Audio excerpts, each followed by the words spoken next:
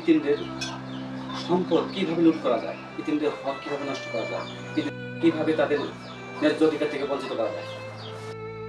ইতিমদের রক্ষণাবেক্ষণের দায়িত্ব থাকে চাচারা, আসলে অথচ সেই চাচারাই আজ মানে ভক্ষক হয়ে দাঁড়িয়েছে, ভক্ষকের পরিবর্তে ভক্ষক।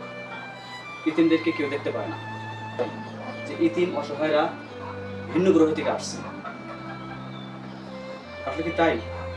ইতিমরা তো অসহায়, ইতিমরা তো আল্লাহর সৃষ্টি জীব, আল্লাহ সৃষ্টি করছে। ইতিম এখানে আমাদের কি করা আছে? আমাদের সাথে যে মানুষ এই ধরনের অন্যায় অবিচার করে, কেন সেটা? এখানে আমাদের অপরাধ কি? ইতিমদের সম্পদ কিভাবে লুট করা যায়, ইতিমদের হক কিভাবে নষ্ট করা যায়, ইতিমদের কিভাবে তাদের ন্যায্য অধিকার থেকে বঞ্চিত করা যায়।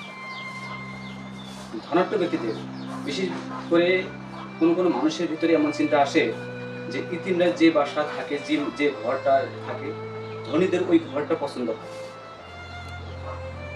ইতিমের ঘরের তলের যে মাটিটা, সেই মাটিটা নাকি ধনীদের পছন্দ।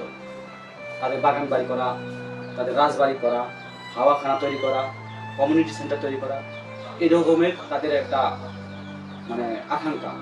অথচ ইতিম অসহায়দের থাকার জায়গা নেই, তাদের মাথা গোঁজার ঠাঁই নাই। আর যেটুকু আছে ওইটুকুর জন্য জিপার পানি পড়ে, ওকে লালাজ ভরে ধনীদের। কিভাবে ওইটুকু সম্পত্তি তাদের কাছ থেকে হাতে নেবে। লক্ষ লক্ষ বিঘা জমি পড়ে আছে নদীর ভিতরে, বিঘায় বিঘা জমি পড়ে আছে মাঠে, অথচ সেদিকে খেয়াল নেই। খেয়াল হল কোনগুলো? যে ইতিম কোন জায়গায় বাড়ি করে আছে, সেই জায়গাটুকু দরকার আমার।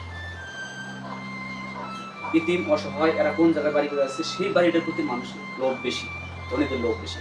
ইতিমদের জমি আত্মসাৎ করে, ইতিমদের সম্পদ আত্মসাৎ করে, ইতিমদেরকে তারা দেয়, ইতিমদেরকে বাড়ি থেকে তারা দিয়ে সে সম্পত্তি ভোগ দখল করে, আবার ওই ইতিমদের বিরুদ্ধে বিচার সালিশ করে। দুর্ভাগ্যের বিষয় হলো, সে বিচার সালিশের ভিতরে মেম্বার, চেয়ারম্যান, থানা, পুলিশ সব ওই ধনাঢ্য ব্যক্তিদের পক্ষে কথা বলে। কারণটা কি জানেন? তাদের টাকা আছে, ওই ধনাঢ্য ব্যক্তিদের টাকা আছে, ধনী ব্যক্তিদের টাকা আছে। এই জন্য থানা, পুলিশ, মেম্বার, চেয়ারম্যান, চৌকিদার যাই বলেন না কেন, উকিল মুক্তার, জজ, ব্যারিস্টার, বিচারক, সবার রায় ওই ধনীর পক্ষে। কারণ তাদের টাকা আছে। গরিবের জন্য কোনো রায় নেই, গরিবের জন্য কোনো আইন নেই, গরিবের কোনো বিচার নেই, এতিমের কোনো বিচার নেই। শুধু এখানে না, সারা পৃথিবীতে এরকম। কেন এই ধরনের হীনমন মানের কাজ? আমি মনে করি যারা ইতিমের হক নষ্ট করে, তার চতুষ্পদ জানোয়ার চেয়েও নিকৃষ্ট। কারণ চতুষ্পদ জানোয়াররা তাদের পেট ভরা থাকলে অন্যের সম্পত্তি, অন্যের খাবারের প্রতি তাদের লোভ লালসা থাকে না।